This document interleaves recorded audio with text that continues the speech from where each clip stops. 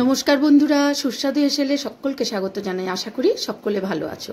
তো বন্ধুরা, আজকে আমি ঘরে পড়ে থাকা কতগুলো জিনিস দিয়ে তোমাদের একটা মিষ্টির আইটেম আমি দেখাচ্ছি। এটাকে কেউ বলে গুজিয়া, কিন্তু আমরা বলি এটাকে চন্দ্রপুলি। চলো দেখা যাক কী কী লাগছে। তো এখানে আমি 1 কাপ ময়দা আর আধা কাপ গুঁড়ো দুধ মানে দুধ পাউডার আর এই চামচের 1 চামচ ঘি দিয়ে আমি এটাকে ময়ম দিয়ে আমি মাখিয়ে রেখেছি। যেহেতু ভিডিওটা আমি আজকে একদম ছোট করে করব, সেই জন্য আমি আগের থেকে এটা করে রেখেছিলাম। এটা আমি এই ডোটা করে রেখেছিলাম। আমি এখানে ঘরে আমার লাড্ডু ছিল, সেই লাড্ডুগুলো কি করব তাই ভাবলাম লাড্ডুগুলো এখন আমি গুঁড়ো করে এই চন্দ্রপুলির পুরটা বানাবো। তাহলে চলো এটা আমরা মিক্সিতে গুঁড়ো করে ফেলাই। আর এখানে আমি 1 কাপ চিনি আর 1 কাপ জল দিয়ে এখানে শিরাটা আমি আগের থেকে বানিয়ে রেখেছি। এই শিরাটা দেখো ঘনত্বটা, তোমরা এই শিরাটা গোলাপ জামুনের শিরা যে আমরা বানাই সেই শিরার মতো এর ঘনত্বটা হবে। এটা আমি বানিয়ে রেখেছি আগের থেকে। তাহলে এই পুরটার ব্যবস্থাটা করি চলো।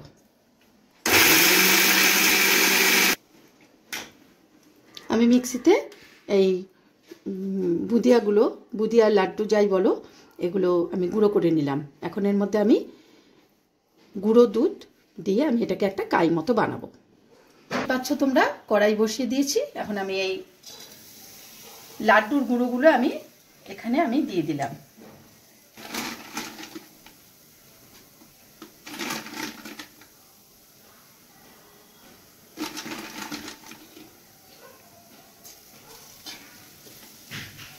আমি এখানে এই চামচের 3 চামচ মতো গুঁড়ো দুধ দিলাম।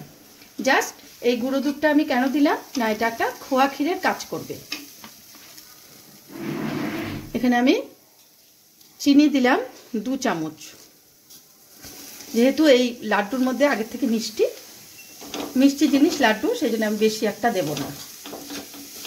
তোমরা দেখো এই কাইটা আমরা ভিতরে পুরটা আমরা কিভাবে বানাচ্ছি, আমি বানাচ্ছি কিভাবে।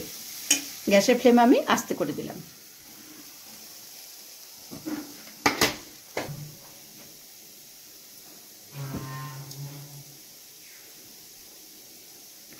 আমি একটু এলাচের একটু দানা দিয়ে দিলাম।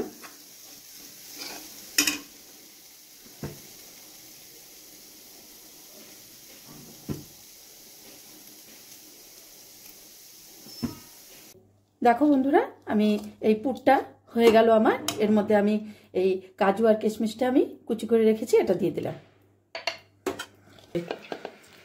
হ্যাঁ দেখো বন্ধুরা, আমি এই আটাটা আর একটু ডোটা একটু মাখিয়ে নিই। এখানে আমি দেখো, দেখতেই পাচ্ছ কড়াই আমি তেল দিয়েছি, সাদা তেল। আর এখানে আমি এখন এই একটা একটা করে চন্দ্রপুলি আমি বানিয়ে নিয়ে ভেজে নেব।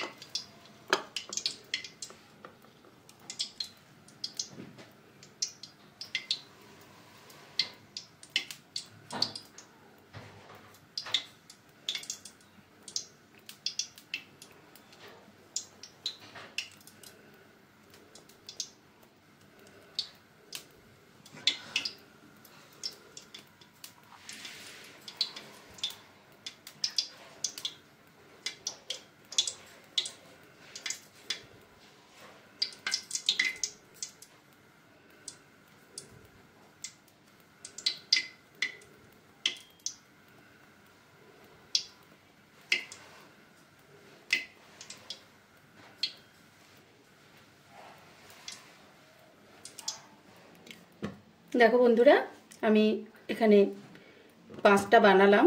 আমি এগুলো তোমাদের একটু ভেজে দেখাই শিরাতে দিয়ে।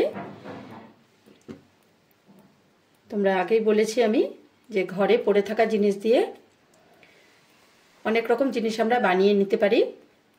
অযথা সেগুলো নষ্ট না করে, না ফেলে দিয়ে ঘরে তোমরা যেগুলো জিনিস তোমাদের ঘরে ফ্রিজে নষ্ট হবে সেগুলো তোমরা ওগুলো জিনিসগুলো দিয়ে তোমরা না ফেলে দিয়ে অনেক কিছু বানিয়ে নিতে পারো।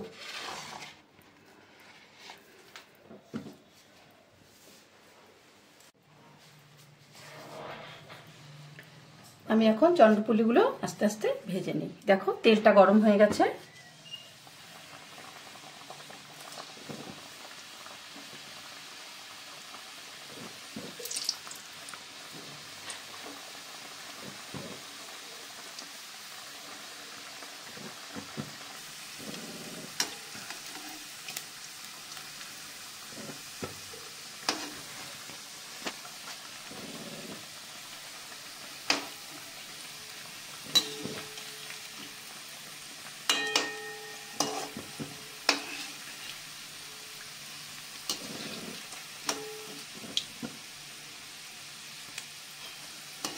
বন্ধুরা যারা আমার চ্যানেলটা সাবস্ক্রাইব করেছো তাদের অনেক অনেক আন্তরিক ধন্যবাদ জানাই।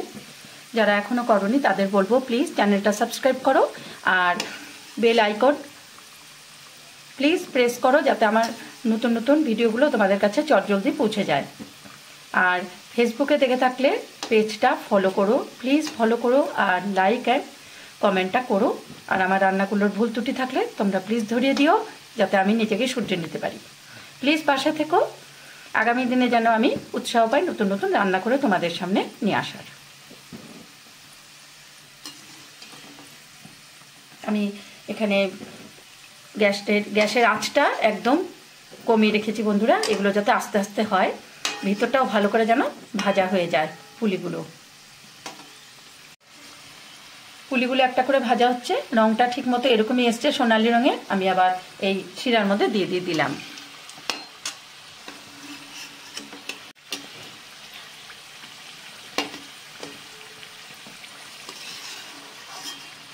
পুলিগুলো এরকম সোনালি রং এসছে, আমি আস্তে আস্তে আমি শিরার মধ্যে দিতে থাকি।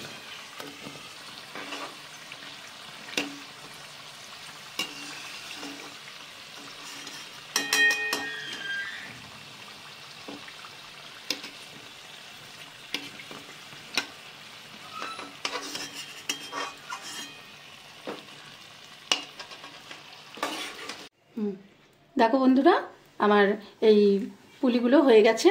আমি এর উপর থেকে একটু ঘরে একটু শুকনো সন্দেশ ছিল, আমি এগুলো একটু গুঁড়ো করে আমি খোয়ার মতো করে দিয়ে দিচ্ছি।